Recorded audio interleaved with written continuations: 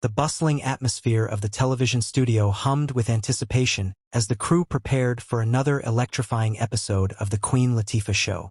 It was a crisp autumn morning in October 2025, and the audience, a vibrant mix of longtime fans and newcomers, buzzed with excitement in their seats. Their eyes fixed on the brightly lit stage adorned with colorful banners and plush seating arrangements. Queen Latifah, the charismatic host renowned for her sharp wit, infectious laughter, and unyielding grace, stepped out from behind the curtains, her presence commanding immediate applause that echoed through the rafters like a wave crashing on the shore. Dressed in a sleek emerald green pantsuit that accentuated her statuesque figure, she waved graciously, her smile as warm as the spotlight bathing her. "Good morning, everybody.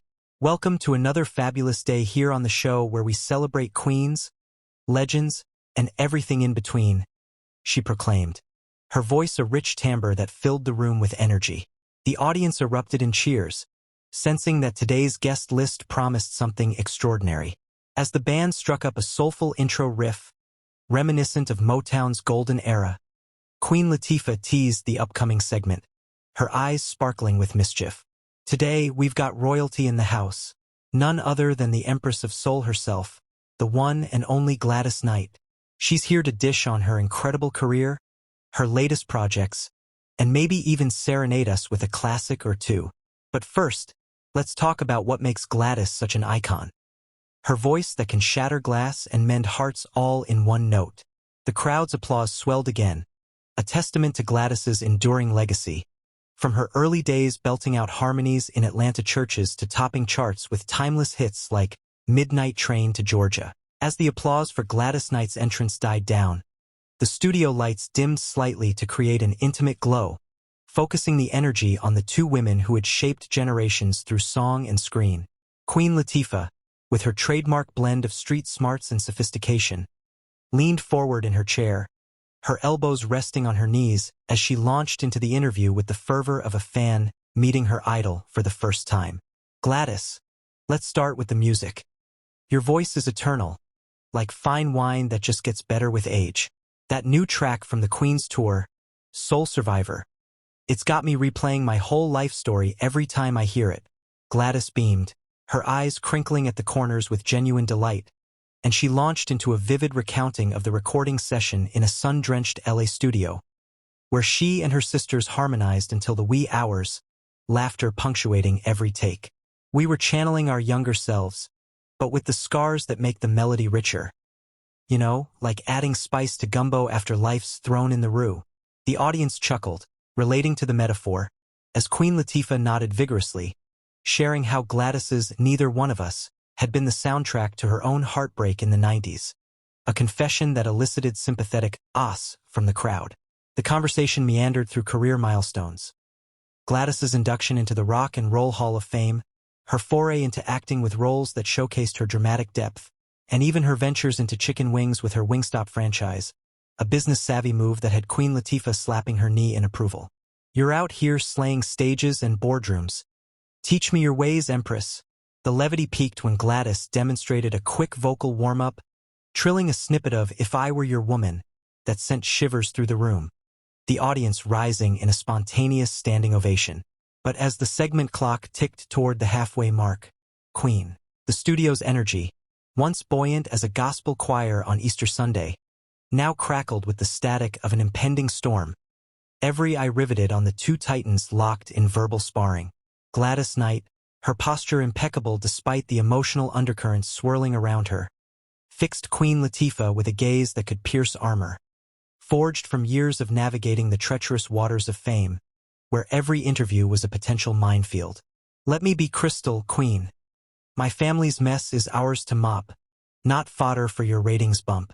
I've smiled through worse, label execs stealing royalties, exes dragging my name, but this feels like betrayal wrapped in concern." Her words landed like velvet-wrapped bricks, each syllable weighted with the authenticity that had earned her the Empress moniker. Queen Latifah, no stranger to controversy from her own days railing against industry sexism in rap battles, absorbed the hit with a visible flinch, her manicured fingers drumming the armrest in a rhythm betraying inner turmoil. Betrayal? Gladys, I've platformed survivors from Oprah's shadow to my own stage. Think of Tarana Burke here last month, dropping truth bombs on abuse cycles. I'm not the villain. I'm the megaphone for muzzled voices, including yours if you'll let me. The audience murmured, a tapestry of reactions weaving through the rows. Older fans clutching pearls in solidarity with Gladys's privacy plea.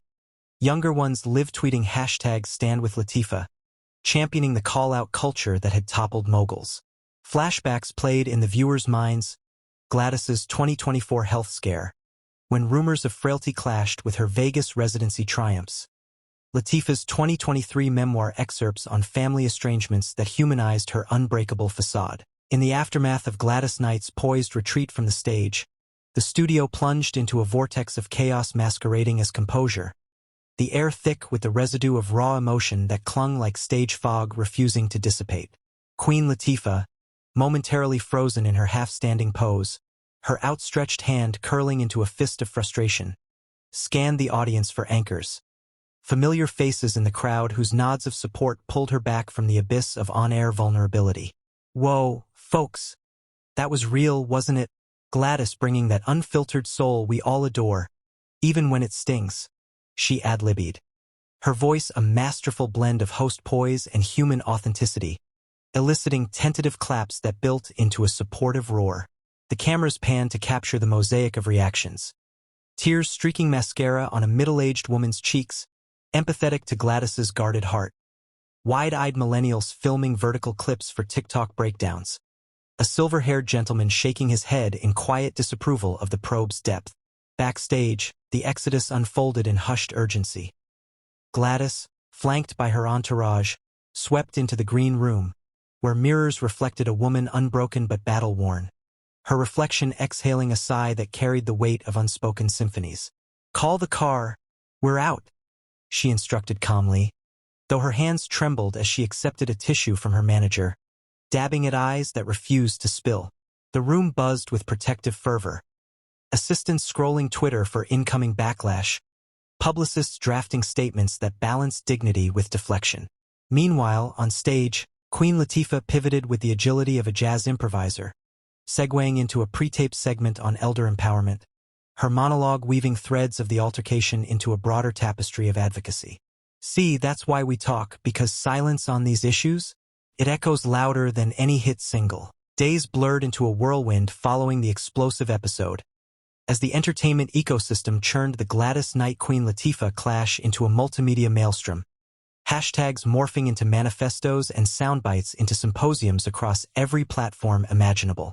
In the sun-baked sprawl of Los Angeles, where palm trees whispered secrets to the smog, Gladys retreated to her hillside haven, a sanctuary of mid-century modern lines and walls lined with gold records that gleamed like captured sunsets. Mornings found her in the garden, tending roses with gloved hands that had once gripped microphones like lifelines, petals unfurling as metaphors for her own guarded bloom. Reporters camped at the gates, drones buzzing like persistent gnats, but Gladys's security detail, loyal as the pips, kept the wolves at bay, allowing her space to process the sting of public unraveling. She fielded calls from confidants. Patti LaBelle crooning commiseration over brunch plans. Diana Ross dispatching flowers with a note reading, "Sisters stand tall. Always." Yet the solitude bred reflection. Journals filling with scrawled lyrics about fractured trusts and the cost of candor in a confessional age. Meanwhile, across town in her sleek West Hollywood abode, Queen Latifah immersed in damage control laced with genuine introspection, her home gym echoing with the thud of weights lifted in rhythmic penance. "I came for connection, not collision," she confided to her partner Ebony, over vegan tacos that tasted of ash in the wake of regret. The hosts team orchestrated a charm offensive, op-eds in the Root extolling the virtues of tough love in community dialogues, Instagram lives unpacking the art of interviewing icons without iconoclasm,